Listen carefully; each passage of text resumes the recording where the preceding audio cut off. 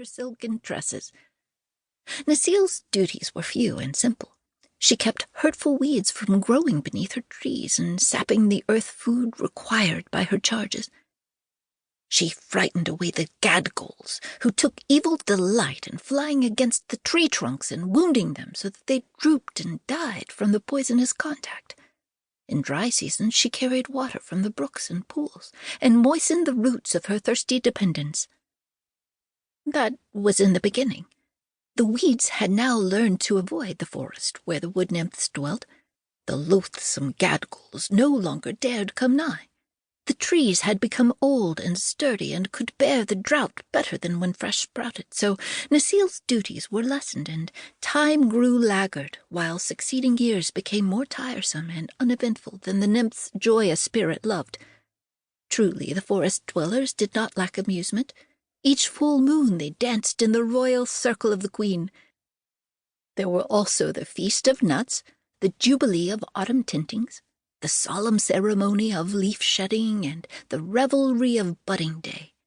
But these periods of enjoyment were far apart, and left many weary hours between. That a wood-nymph should grow discontented was not thought of by Nasile's sisters. It came upon her only after many years of brooding, but when once she had settled in her mind that life was irksome, she had no patience with her condition, and longed to do something of real interest and to pass her days in ways hitherto undreamed of by forest nymphs. The law of the forest alone restrained her from going forth in search of adventure. While this mood lay heavy upon pretty Nasile, it chanced that the great Ak visited the forest of Burzee, and allowed the wood nymphs, as was their wont, to lie at his feet and listen to the words of wisdom that fell from his lips. Ak is the master woodsman of the world. He sees everything and knows more than the sons of men. That night he held the queen's hand, for he loved the nymphs as a father loves his children, and Nasile lay at his feet with many of her sisters, and earnestly hearkened as he spoke. "We live so happily, my fair ones, in our forest glades," said Ak, stroking his grizzled beard thoughtfully, "that we know nothing of the sorrow and misery that fall to the lot of those poor mortals who inhabit the open spaces of the earth. They are not of our race, it is true, yet compassion well befits beings so fairly favored as ourselves. Often as I pass by the dwelling of some suffering mortal, I am tempted to stop and banish the poor thing's misery, yet suffering in moderation is the natural lot of mortals, and it is not our place to interfere with the laws of nature."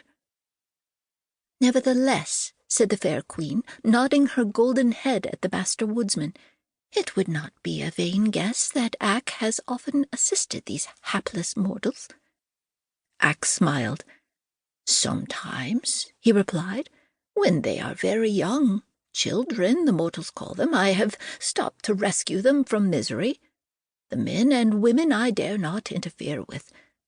They must bear the burdens nature has imposed upon them, but the helpless infants, the innocent children of men, have a right to be happy until they become full-grown and able to bear the trials of humanity, so I feel I am justified in assisting them. Not long ago, a year maybe, I found 4 poor children huddled in a wooden hut, slowly freezing to death. Their parents had gone to a neighboring village for food and had left a fire to warm their little ones while they were absent. But a storm arose and drifted the snow in their path, so they were long on the road. Meantime, the fire went out, and the frost crept into the bones of the waiting children." "Oh, poor things," murmured the queen softly. "What did you do?" "I called Nelko, bidding him to fetch wood from my forests and breathe upon it until the fire blazed again and warmed the little room where the children lay. Then they ceased shivering and fell asleep until their parents came."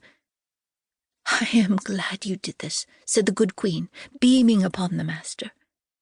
And Nasile, who had eagerly listened to every word, echoed in a whisper, "I too am glad." "And this very night," continued Ak, "as I came